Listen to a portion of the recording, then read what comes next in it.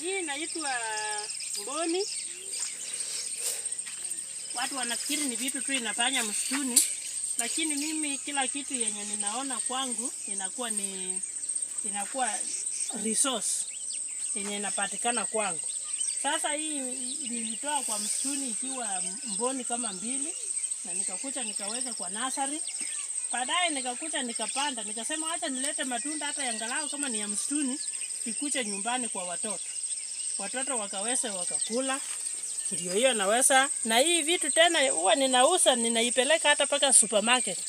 Naenda kuiuza kwa kilasi moja na usanga shilingi kwa wholesale price, mimi naiuza shilingi 100.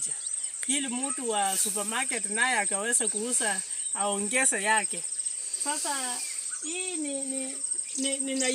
ninatumia hii vitu yote kama the available resource ambayo inapatikana nyumbani, na chenye ninaona hata iwe mawe kwangu ni resource.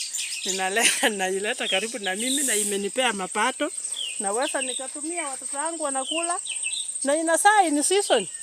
Niko na maembe inaweza isha, niko na avocado inaweza isha,